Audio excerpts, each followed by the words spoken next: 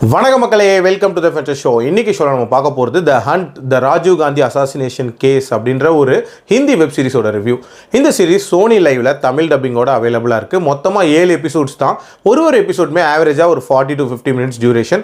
ஒரு medium size series அப்படின்னே சொல்லுவேன். இந்த சீரிஸ் ஒரு ஷாக்கிங்கான ட்ரூ இன்சிடென்ட்டை மையமாக வச்சு அமைக்கப்பட்ட சீரிஸ். அதுவும் தமிழ்நாட்டில் ஸ்ரீபெரும்புதூரில் நடந்த ஒரு சம்பவம். அதுதான் ராஜீவ் காந்தி கொலை.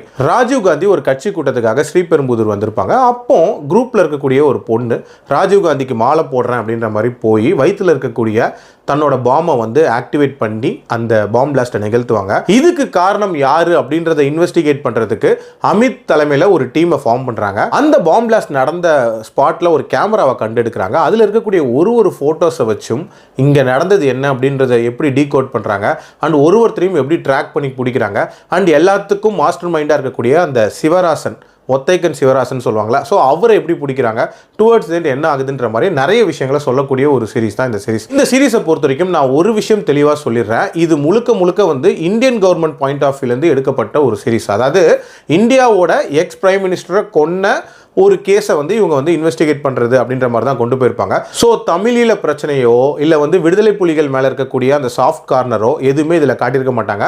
முழுக்க இந்தியன் கவர்மெண்ட் பாயிண்ட் ஆஃப் வியூலேருந்து எடுக்கப்பட்ட ஒரு சீரிஸ் தான்.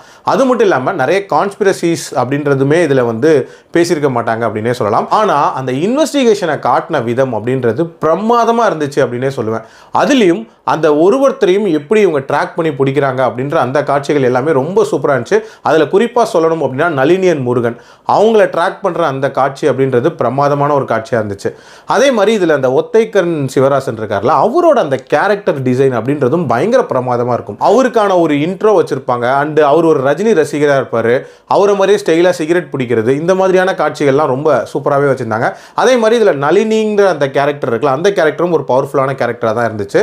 அண்ட் போலீஸ் சைடில் நம்ம பக்ஸ் இருக்கார்ல, அவர் வந்து ரொம்ப டீசென்டான ஒரு பர்ஃபார்மன்ஸை வெளிப்படுத்தியிருந்தார். அதே மாதிரி நிறைய காட்சிகளை ஸ்டேஜ் பண்ண விதம், குறிப்பாக சொல்லணும் அப்படின்னா ஸ்டார்டிங்கில் காட்டக்கூடிய அந்த பாம் பிளாஸ்ட் இருக்குல்ல, அதோட டீடைலிங் அப்படின்றதே ரொம்ப சூப்பராக காட்டியிருப்பாங்க. ஆல்சோ ரொம்ப போல்டாக உண்மையான பெயர்களே யூஸ் பண்ணியிருப்பாங்க. அதுக்கும் ஒரு பாராட்டுகள் சொல்லலாம்.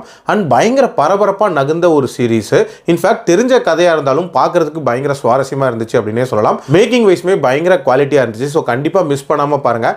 எனக்கு இந்த சீரீஸில் பிரச்சனையாகப்பட்ட ஒரே ஒரு விஷயம் அப்படின்றது அந்த கான்ஸ்பிரசிஸை பற்றியோ இல்லை பேரறிவாளனை பற்றியோ இந்த மாதிரியான விஷயங்கள்லாம் இன்னும் கொஞ்சம் ஆட் பண்ணி சொல்லியிருந்திருக்கலாமோ. ஸோ இந்த மாதிரியான விஷயங்கள்லாம் தான் எனக்கு கொஞ்சம் நெகட்டிவாக பட்டுச்சு. மற்றபடி இது ஒரு தரமான சீரிஸ், கண்டிப்பாக ட்ரை பண்ணி பாருங்கள். என்னோட ரேட்டிங் இந்த சீரிஸ்க்கு 3.8 out of 5, highly recommended from my side.